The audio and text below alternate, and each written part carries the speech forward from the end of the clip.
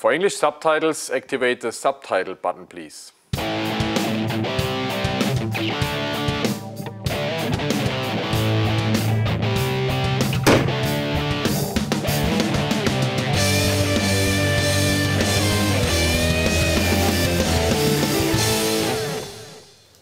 Hallo liebe Reptil-TV-Gemeinde zur Folge 51. Ich hatte es letztes Mal schon versprochen, die Chondropythons gehen weiter. Letztes Mal hatten wir die Basics, heute gehen wir ein bisschen mehr ins Detail mit Farbvarianten, Zucht. Ich bin wieder im tiefsten Schwarzwald beim Stefan und möchte euch einiges darüber zeigen. Ja Stefan, dir hat es beim ersten Teil so wahnsinnig Spaß gemacht und du weißt eh nicht wohin mit deiner ganzen Zeit. Genau, deswegen durften wir heute noch mal kommen. Jetzt wäre es schön, wenn wir mal die verschiedenen Farben angucken könnten, die du hast und du ein bisschen was dazu sagst. Machen wir, schauen wir mal durch. In diesem Terrarium sehen wir ein Haiello-Sorong-Weibchen mit etwas geringerem Gelbanteil. Das Weibchen ist trächtig, sieht man auch an der Färbung. Das Grün wird ein bisschen mehr zum Blau, dunkler, und das Gelb verliert an Farbe, wird fast weißlich. Und man kennt es ja, dass die trächtigen Weibchen so bläulich werden. Welchen Hintergrund hat es? Oder? Das hat in der Natur wahrscheinlich den Hintergrund, dass die Weibchen durch die dunkle Färbung einfach mehr Wärme speichern oder aufnehmen können. In diesem Terrarium auch ein Haiello-Weibchen der Sorong-Form mit extrem hohem Gelbanteil und einem wunderschönen blauen Rückenband. Hier sehen wir ein Biak-Sorong-Weibchen mit dem Gen des Haiellos. Wieso sagst du jetzt das Haiello-Gen mit drin? Oder? Ja, weil das als Jungtier aus einem Wurf Haiello-Sorong mal Biak war und relativ normal umgefärbt hat, aber wahrscheinlich das Haiello-Gen in sich trägt. Man sieht es vielleicht an der Rückenzeichnung, die aussehen wie so kleine Diamanten. Okay, dann wären wir jetzt gerade beim Thema Genetik. Bei den Chondros ist es nicht nicht so die klassische Genetik wie Königspython, Kornater und so weiter, oder? Meines Wissens, die Haiello vererben sich mehr oder weniger zufällig, oder wie muss man das sehen? Ja, also zufällig vererben sie sich nicht. Also Haiello verpaart mit Haiello kommen eine gewisse Anzahl Haiellos raus. Es können aber auch Jungtiere dabei sein, die normal gefärbt sind. Der Gelbanteil variiert bei den Jungtieren von 30 bis 90%.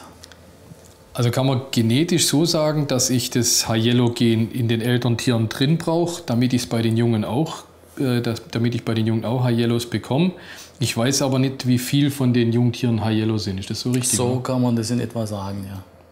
Und das heißt, dann musst du alle Babys aufbehalten, bis sie umfärben, ob sie sich als Haiello umfärben oder am Schluss, oder man kauft sich ein gelbes Jungtier und am Schluss färbt er und ist knallegrün. Das könnte passieren, ja.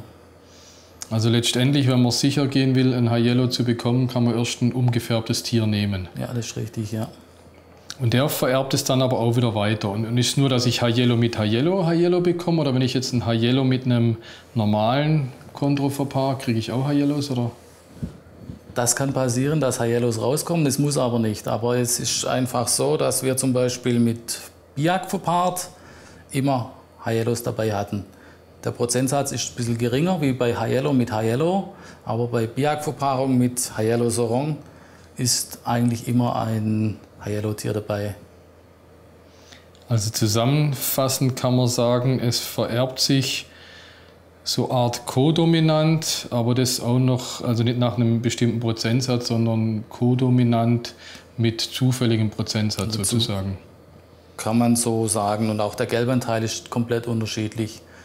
Wie gelb das Tier ist. Wie gelb also selbst wenn ich jetzt zwei ganz totale Haiellos miteinander verpaare, müssen nicht alle Babys völlig Haiello sein. Genau, können auch normale Grüne dabei sein. In diesem Terrarium sehen wir einen extrem schönen Haiello-Sorong. Das ist ein Tier aus unserer ersten Haiello-Zuchtlinie. Deine ersten Haiellos sind bei dir geschlüpft, oder wo hattest du deine ersten Haiellos her? Also unser erstes weibliches Haiello-Tier schlüpfte aus einem Soronggelege und färbt ja als einziges Tier nicht komplett um. Und das männliche Tier konnten wir von einem befreundeten Züchter erhalten. Damit man jetzt ein bisschen eine Vorstellung habe von dem Tier, ich meine, der ein oder andere hier auf dem Bild könnte man meinen, das ist ein Baby, das gerade wegen am Umfärben ist. Wie lang wird das Tier hier sein? Also jetzt, ich schätze mal, die hat ja deutlich über 1 Meter. Wie lang wird die sein, Stefan? Ja, also ich schätze etwa 1,40 Meter. Gewichtsmäßig wird sie etwa ja, ca. 1,5 bis 2 Kilo bringen. Also da färbt sich definitiv nichts mehr um, oder? Nein.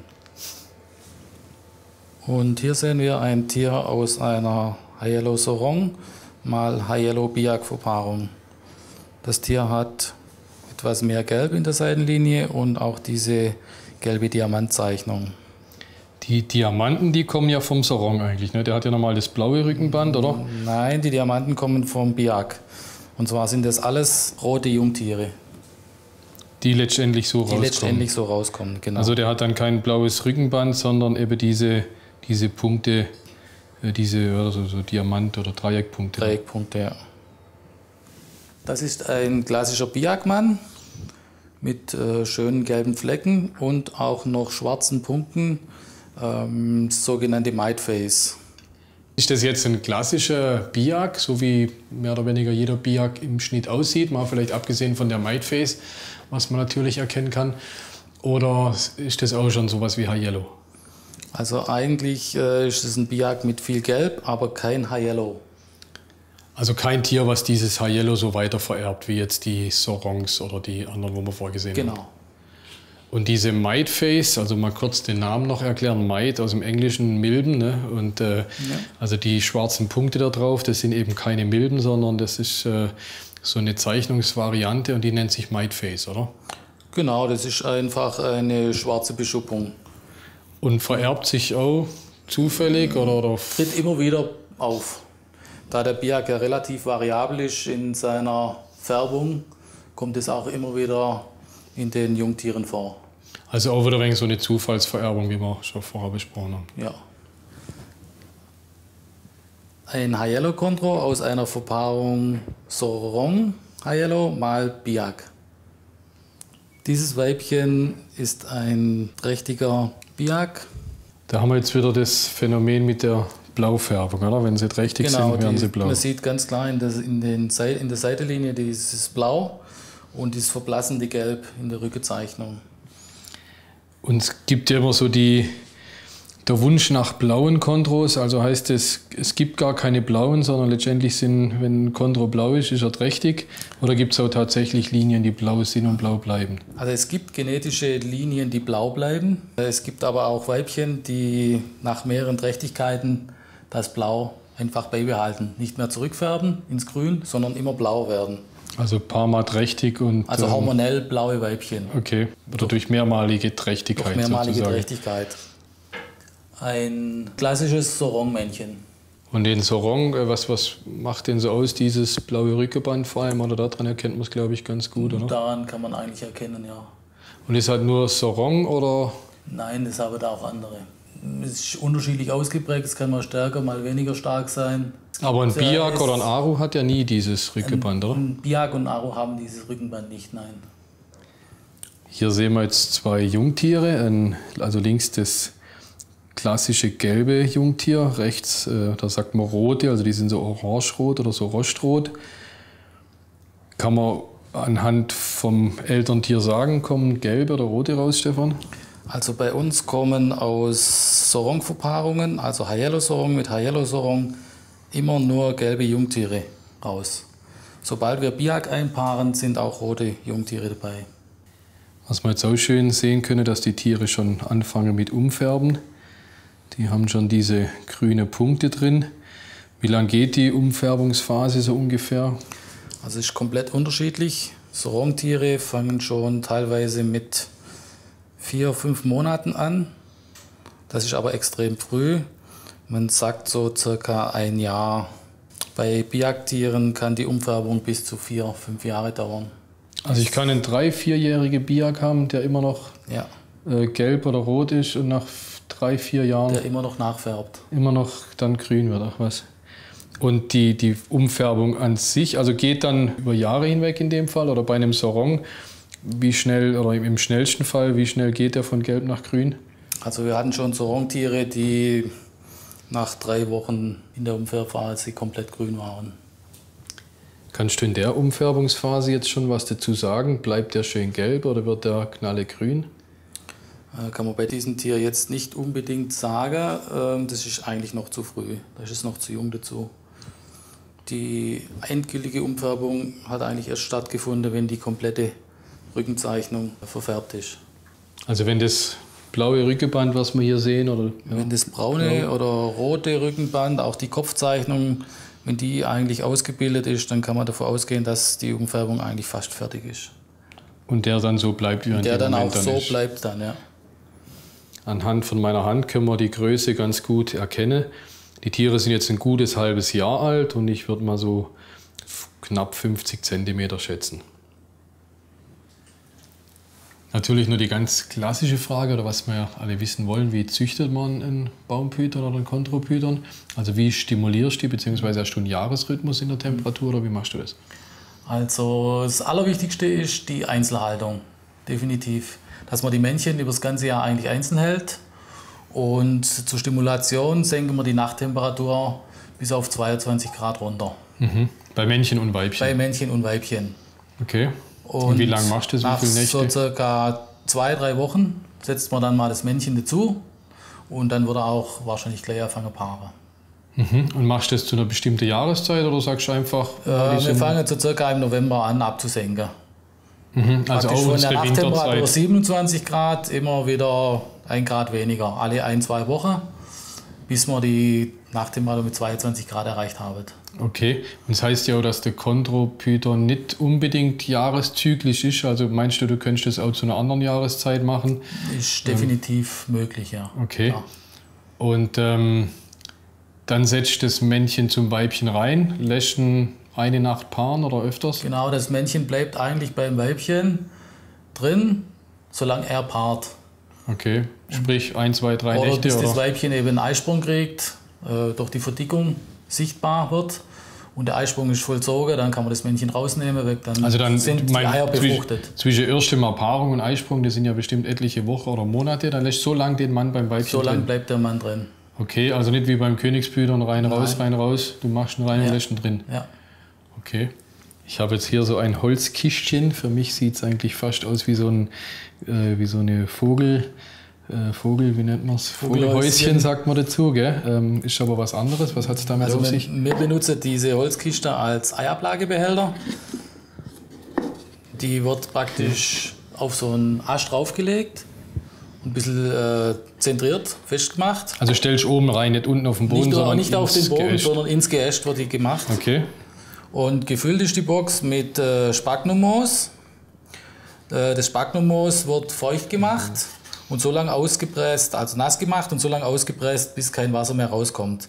Und das feuchte Moos wird reingelegt. Und man sieht hier, das Weibchen formt sich dann hier eine Eiablagemulde, wo sie dann nachher die Eier reinlegt und sich drumherum legt. Also die kriecht hier rein, kriecht hier hinter in die Ecke und legt ihre Eier da drin Genau. ab. Sind die Eier abgelegt, nehmen wir die Kiste raus, öffnet den Deckel, nimmt das Weibchen vom Gelege runter und überführt das Gelege dann in den Brutapparat. Und wenn man jetzt ohne Ablagebox, also der Baumpython kann da nicht einfach seine Eier irgendwie ins Eck legen oder Ja, so? also oder? wenn keine Ablagebox vorhanden ist, kann es durchaus sein, dass er seine Eier einfach vom Ast runterfallen lässt ins Bodensubstrat. Manche Tiere suchen sich auch auf dem Boden dann die Möglichkeit der Eiablage, aber das ist absolut nicht optimal. Okay. Und den selber hier drin brüten lassen machst du nicht? Du tust die Eier in Man kann ihn brüten lassen da drin, aber es muss die Temperatur stimmen und die Luftfeuchte muss extrem hoch sein, sonst fallen die Eier ein. Also ist es leichter letztendlich, wenn man es dann im Brutapparat macht? Es ist leichter im Brutapparat. Und mit wie viel Grad brütest du die Eier dann beim Baumpython? Also ich brüte die Eier bei ca. 31,7 bis 31,8 Grad im Brutapparat.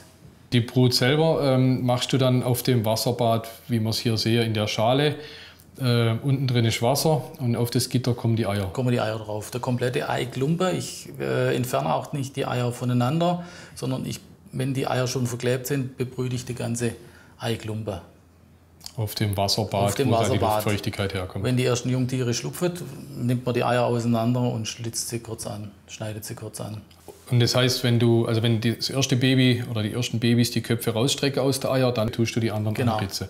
Und wie viele Tage Inkubationszeit hast du? Also bei der Temperatur ca. 52 bis 53 Tage, dann schlüpfen die Jungtiere. Und noch eine Frage zu der Eianzahl. Was war dein Maxi oder wie viel ist die Durchschnittsanzahl vom Gelege und was war dein Maximum? Also das größte Gelege von einem Weibchen waren 28 Eier in einem Gelege und im Schnitt sind es so zwischen 18 und 22 Eier. Dann noch als wichtiger Punkt bei den Jungtieren die Geschlechterbestimmung. Wann oder wie machst du das? Also ich warte ca. ein Jahr und sondiere nur die Jungen. Okay, also so spät erst tust du die sondieren. Und also ich persönlich, ich tue sie eigentlich poppen. Hältst weniger von der Popperei? Also da kann natürlich die Knickschwänze draus entstehen. Wenn man zu fest drückt, können die Schwänze abnicken. Insofern tendieren wir eher zum Sondieren. Also man kennt es von manchen Chondros, dass sie einfach so ein, wie so einen Knick drin haben. Der ist dann nicht irgendwie genetisch oder was. Der ist beim unsachgemäßen Poppen oder Sondieren oder irgendwie so passiert. Oder vom Herunternehmen vom Ast, wenn er sich noch festhält, man reißt ihn weg, dann kann das natürlich auch passieren. Also in dem Fall absolut heikle Geschichte am Anfang mit der Geschlechterbestimmung. Ja. Wir sind durch. Ich fand es super spannend für mich. Ich glaube, wir sind jetzt alle Chondropython-Profis, zumindest theoretisch. Nichtsdestotrotz natürlich der Verweis auf die Literatur. Holt euch Bücher. Wir können in den 15 Minuten nicht alles erzählen. Es gibt wirklich 3 ganz gute Bücher auf dem deutschen Markt. Den Maxwell, das NTV-Buch, das neue, und das Wire und Fit heißen sie, die 2, glaube ich, aus dem Herbeton Verlag. Super Bücher, lest ihr euch durch. Als letzte Anmerkung vielleicht noch, der Chondro und der grüne Hundskopfschlinger werden auch oft verwechselt miteinander. Das war eine Folge rein über den Chondropython, den grünen Baumpython. Die Hundskopfschlinger, die Corallus caninus, sind viel, viel schwerer zum Halten, sind deutlich aggressiver. Also das bitte nicht verwechseln, das wird oft in einen Topf geschmissen. Noch als letzte Anmerkung dazu, man kann sie eigentlich recht gut unterscheiden. Also wenn man sie so sieht, sehen die fast gleich aus. Aber wenn ihr den Kopf sieht, der Chondro hat lauter kleine Schuppen drauf und der Corallus caninus hat 4 ganz große, markante Schuppen da oben auf dem Kopf. So könnt ihr sie unterscheiden, noch als letzter Ratschlag. Ich hoffe, es hat euch gefallen. Bis zum nächsten Mal. Bleibt mir treu und checkt meine Balls.